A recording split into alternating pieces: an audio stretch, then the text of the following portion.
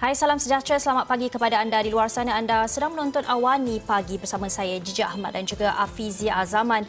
Dan yang pastinya, minggu ini, Afizi, adalah minggu pertama kita boleh merentas negeri yang mana ramai di kalangan kita akan ambil kesempatan ini untuk balik kampung, bertemu dengan ibu bapa di kampung yang mungkin dah sekian lama tak jumpa. Tapi dalam masa yang sama, kita di sini nak ingatkan kembali bahawa penjagaan ataupun kawalan kendiri itu sangat penting ketika anda bertemu dengan mereka yang mempunyai risiko ke atas jangkitan COVID-19, iaitu warga emas ataupun orang tua kita. Ya, betul tu. Dan dalam masa yang sama, kita harapkan walaupun dibenarkan rentas negeri dan sebagainya, kita boleh membantu juga industri pelancongan, industri perniagaan yang terjejas teruk akibat COVID-19. Mereka terkesan ada yang terpaksa menutup perniagaan, gulung tikar, membuang pekerja dan sebagainya. Dan ini adalah masa yang diberikan untuk sama-sama kita membantu mereka untuk kembali bernafas semula dan hala tuju perniagaan mereka yang baharu ketika era pandemik COVID-19. Dan dalam masa yang sama, perlu juga kita ingatkan kepada mereka yang berada di kawasan-kawasan merah walaupun dibenarkan untuk merentas negeri dan sebagainya, perlu diingatkan terutama mereka yang berada di Selangor, kerana jika anda berada di Selangor sekiranya tidak mempunyai urusan penting dan sebagainya, bolehlah fikir-fikirkan semula untuk pulang ke kampung dan sebagainya. Seperti yang Gigi katakan, ia akan membawa virus ataupun penularan baru di negeri-negeri yang kawasan hijau. Kerana apa? Kerana mereka yang berada di Lembah Kelang, Selangor terutamanya, 90% difahamkan adalah kes-kes COVID-19 baru di Selangor. 90% daripadanya adalah daripada kluster tempat kerja. Kebanyakannya adalah di kluster tempat kerja. Yang bimbang jika kita yang berada di kawasan sekitar Lembah Kelang ini pulang ke kawasan-kawasan hijau dan akan membawa kluster-kluster baharu. Itu yang kita bimbangkan sekarang ini. Jadi, kalau nak rentas negeri, patuh kepada SOP. SOP sentiasa perlu ada untuk kita pastikan rantaian COVID-19 ini dapat kita putuskan ketika mana perkembangan positif berkenaan dengan vaksin COVID-19 telah pun kita dengar sejak daripada awal minggu ini. Okey, Gigi, dalam masa yang sama semalam ada 3 kes rasuah dan ketiga-tiga kes rasuah ini menghiasi muka hadapan berita akhbar NST hari ini. Jika anda boleh saksikan, katanya graf virus rasuah ini dah menjadi satu virus dan juga satu wabak. Kalau kita ingat, Gigi, Presiden fraud ataupun Datuk Seri Akbar Sattar sebelum ini pun pernah menyatakan bahawa rasuah kini menjadi satu pandemik.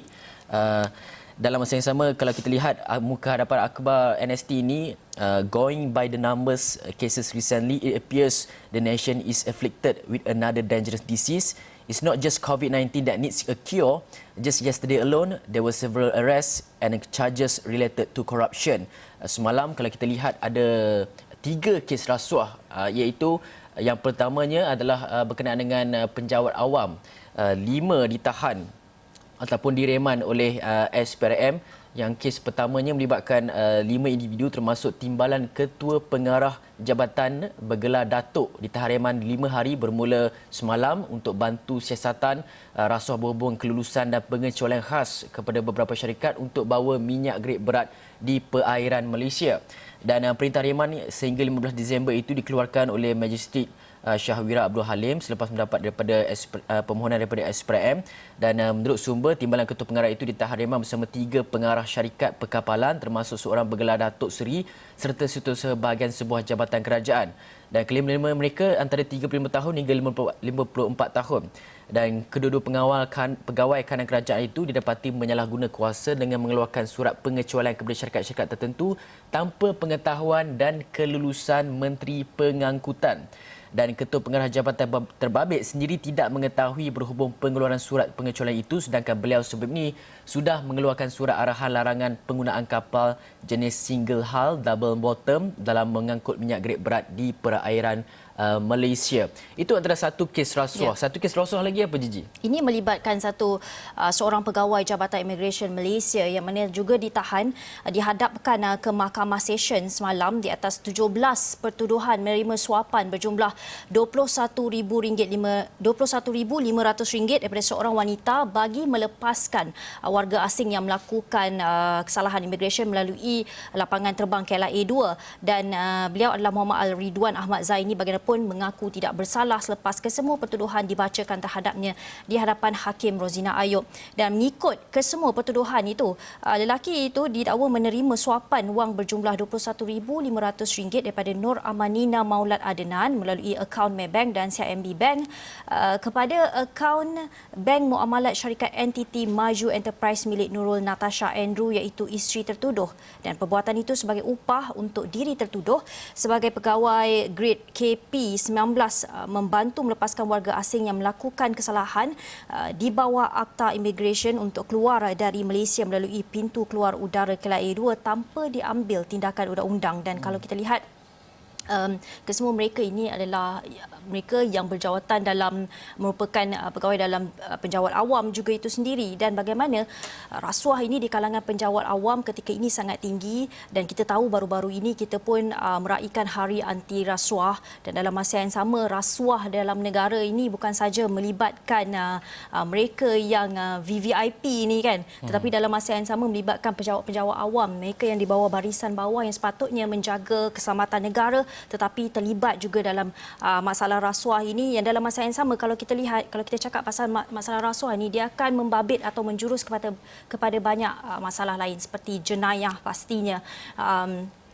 Apa lagi, keselamatan negara terancam, banyak lagi apabila rasuah ini berleluasa dan ia tidak diambil secara serius, ataupun pejabat-pejabat awam ni, mereka yang terlibat ini tidak merasakan ada satu tanggungjawab pada diri sendiri untuk menjaga integriti masing-masing. Ya, dan berdasarkan statistik tangkapan SPRM, sebenarnya daripada tahun 2015 sehinggalah Oktober tahun ini ada seramai 2,607 penjawat awam ditahan kerana terbabit dalam gejala rasuah ataupun yang merosakkan ini sekaligus akan merosakkan institusi kerajaan secara perlahan-lahan. Dan katanya tangkapan melibatkan kumpulan pelaksana merekodkan jumlah tertinggi 1,800, diikuti kumpulan pengurusan dan juga profesional seramai 658. Kumpulan pengurusan pula catat kes 65 individu.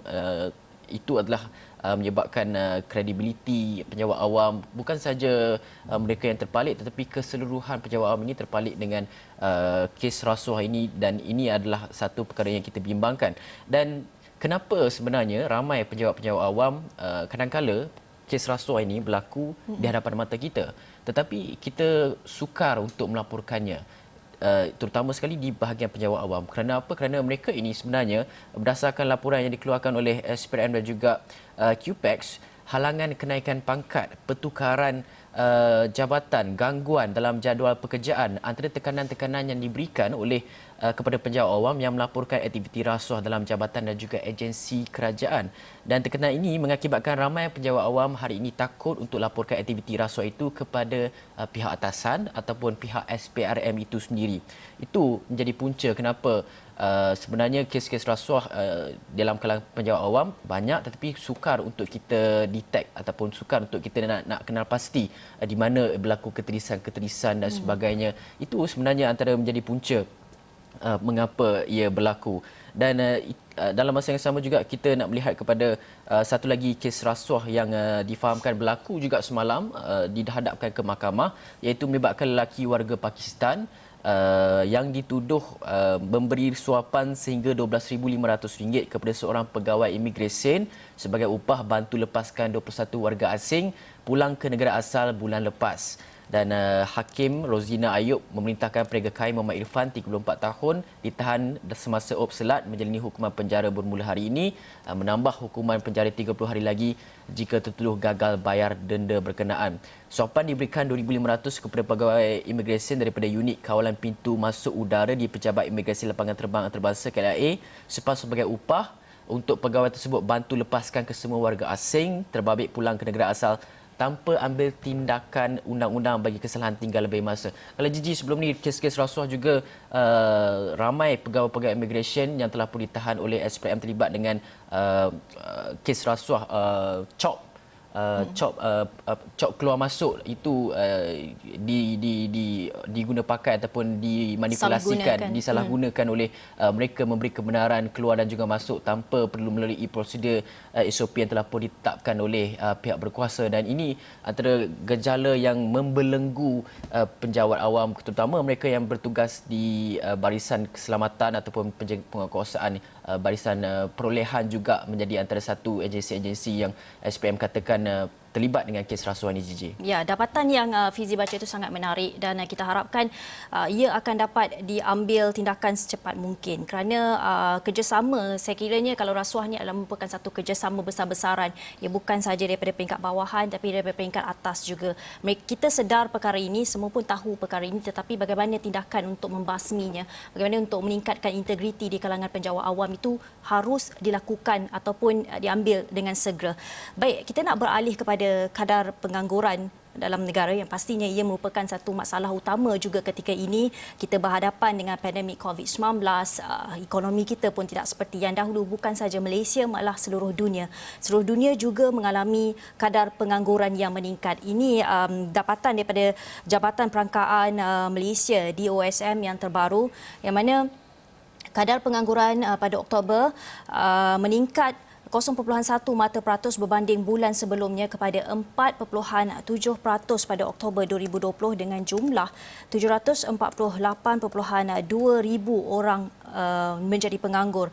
Dan menurut Ketua Perangkawan Malaysia Datuk Seri Dr. Muhammad Uzir Mahidin, kedudukan tenaga buruh bertambah baik pada Oktober 2020 dengan kadar yang lebih perlahan berikutan peningkatan dalam kedua-dua indikator penduduk bekerja dan bilangan penganggur. Penduduk bekerja terus mencatatkan trend menaik bagi tempoh 5 bulan berturut-turut dengan peningkatan marginal 0.1% bulan ke bulan atau bersamaan 14,000 orang kepada 15.21 juta orang. Walaupun kebanyakan negeri menjalani PKPB yang berkuat kuasa pada 14 Oktober 2020, aktiviti operasi perindustrian dan perniagaan masih diteruskan dengan pematuhan kepada prosedur operasi standard yang ketat. Itu antara dapatan oleh Jabatan Perangkaan Malaysia mengenai kadar pengangguran dalam negara kita. Dan kalau kita lihat, ini merupakan satu perkembangan yang baik walaupun perlahan, tetapi dalam masa yang sama saya kira ramai di antara kita rakyat Malaysia sudah mula untuk mencari alternatif lain dalam mencari pendapatan ketika ini. Ya, dan kadar pengangguran pada Oktober ini meningkat selepas catatkan penurunan 4 bulan berturut-turut sejak Jun lalu, tapi dia kekallah dalam perkembangan yang disifatkan positif berdasarkan jumlah penduduk yang telah pun kembali bekerja. Dan kita harapkan, Gigi, sebelum ini pembentukan Majlis Pekerjaan Negara NEC antara inisiatif kerajaan cipta lebih banyak peluang pekerjaan, di samping mengekalkan peluang pekerjaan yang sedia ada, tetapi dalam masa yang sama mencipta peluang-peluang pekerjaan baharu. Kita faham mesti Kementerian Sains juga telah pun merencanakan pelbagai inisiatif melalui sandbox, melalui usahawan teknokrat yang dikatakan akan dapat mencipta peluang-peluang pekerjaan baru ketika mana era pandemik COVID-19 ini. Kita lihat ramai orang lebih gemar bekerja daripada rumah, dan amalan ini akan dibawa dari semasa ke semasa walaupun selepas ketika era pandemik COVID-19, walaupun selepas kita semua mendapat vaksin ini. Dan dalam masa yang sama, Gigi, kita nak juga bawa tumpuan anda semua beralih kepada satu lagi isu, iaitu isu yang dikatakan sedang hangat naik tetapi ia menjadi trending dan juga kegemaran orang ramai kerana kita dapat bersukan sambil menikmati pemandangan alam sekitar bersama dengan rakan-rakan, tetapi dalam masa yang sama ia juga perlu diteliti dalam satu sudut. Sudutnya adalah berkenaan dengan keselamatan penunggang-penunggang basikal ini dan juga keselamatan pengguna jalan raya yang lain. Apa cerita, Gigi? Ya, ini aktiviti berbasikal jadi trend baru, tetapi dalam mengikut kes ini 56 maut dalam kemalangan itu yang dikeluarkan oleh Polis Diraja Malaysia PDRM yang merekodkan 56 kematian daripada 137 kes kemalangan melibatkan penunggang basikal di negara ini bagi tempoh awal Januari hingga Oktober lepas. Dan kata Pengarah Jabatan Siasatan dan Penguatkuasaan Trafik Bukit Aman, Dato' Azizman Alias, selain daripada 56 kematian, 18 lagi cedera dan 63 cedera ringan. Beliau berkata bagi tempoh sepanjang tahun tahun, JSPT merekodkan sejumlah 201 kes melibatkan 107 kematian. Ini tahun lepas 2019, 107 kematian. Tahun ini 56 kematian. Dan sejak kebelakangan ini kita lihat aktiviti berbasikal di jalan raya menjadi satu trend baru buat rakyat Malaysia dan sehingga menimbulkan pelbagai reaksi dan mendatangkan bahaya pada penunggang motosikal serta pengguna jalan raya yang lain. Dan kalau kita lihat di media sosial sendiri ya, Fizi, ramai yang berkongsi bagaimana cara mereka yang berbasikal ni sangat berani berbasikal di jalan raya. Dekat jalan federal, lebuh raya federal tu pun ada berbasikal di tengah-tengah jalan. Itu sangat bahaya. Dalam masa yang sama, dia bukan membahayakan diri anda tetapi membahayakan pengguna jalan raya yang lain yang ada di situ, juga lori yang ada di situ, kereta dan juga motor. Dan bagaimana anda seorang yang berbasikal boleh berbasikal di tengah-tengah, itu memang sememangnya mengundang bahayalah. Dan dalam masa yang sama, kalau kita lihat dengan adanya dapatan ini dengan rekod yang dikeluarkan oleh PDRM sendiri, diharapkan mereka yang berbasikal, kita tahu memang sihat berbasikal ni, tapi dalam masa yang sama perlu berfikir juga di mana sebenarnya anda boleh melakukan aktiviti ini. Bukan sesuka hati nampak ada jalan besar, boleh je berbasikal dekat situ. Satu lagi Gigi, sebenarnya antara perkara yang menjadi kebimbangan ataupun perbualan rakyat jelata kita berkenaan dengan peningkatan trend berbasikal ni adalah satunya mereka suka pergi ke tengah-tengah jalan raya. Yang keduanya, sekarang ini dah ada trend mereka yang berbasikal secara kumpulan panjat roundabout di Shah Alam. Takut itu pula menjadi trend-trend baru. Dan dalam masa yang sama ada video tular di media sosial baru-baru ini berkenaan dengan beberapa individu, dua individu kalau tak salah saya, mereka membawa masuk basikal itu ke dalam restoran. Ada drive-thru ke apa, saya pun tak faham. Tak, dia takut kalau tak masuk dalam restoran nanti kena curi ke dekat basikal luar. Kan ribu-raban kan.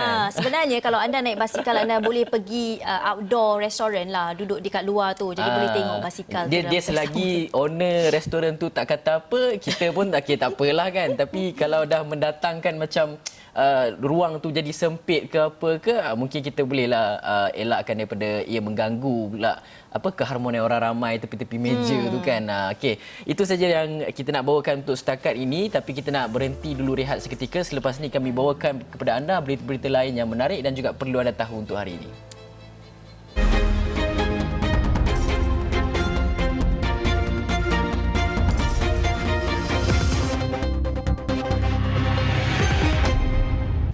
Terima kasih kerana setia bersama kami, dan kami dua orang akan bawakan kepada anda berita yang perlu anda tahu sepanjang hari ini. Dan tadi kita bincangkan berkenaan dengan trend berbasikal, jenayah rasuah dan sebagainya, tapi kali ini kita nak pergi kepada isu politik tanah air negara yang sekarang ini dalam keadaan suhunya sedikit sejuk setelah berlaku krisis politik di negeri Perak sepanjang minggu lepas, dan telah pun melahirkan seorang Menteri Besar baru untuk negeri Perak. Rakyat Perak dapat Menteri Besar baru. Tapi dalam masa yang sama, krisis Perak itu membawa kepada satu lagi episod politik yang dikatakan sekiranya tidak ditangani dengan baik, ia akan menyebabkan sebuah gagasan ataupun gabungan ini akan terjejas keakraban ataupun orang kata tali silaturahim antara parti-parti politik inilah. Dan daripada itulah terbentuknya satu gagasan ataupun muafakat yang perlu diwujudkan melalui Perikatan Nasional, PN kita tahu ada Bersatu dan juga PAS, Barisan Nasional, BN ada UMNO, MIC, MCA dan juga parti-parti lain, dan juga GPS itu sendiri, Gabungan Parti Sarawak. Dan dalam ini adalah kenyataan daripada Setiausaha Agung Parti PBB Bersatu Malaysia, Bersatu Datuk Seri Hamzah Zainuddin, yang menyatakan perlunya wujud satu gagasan untuk lambangkan kesatuan tiga gabungan ataupun parti ini. Dan Ahli Parlimen Larut itu berkata gagasan berkenaan dilihat perlu untuk kekalkan pemufakatan politik ketika menghadapi PRU 15 kelak, supaya Perikatan Nasional terus dapat memerintah Kerajaan Persekutuan di samping mengambil alih Kerajaan Negeri pimpinan Pakatan Harapan.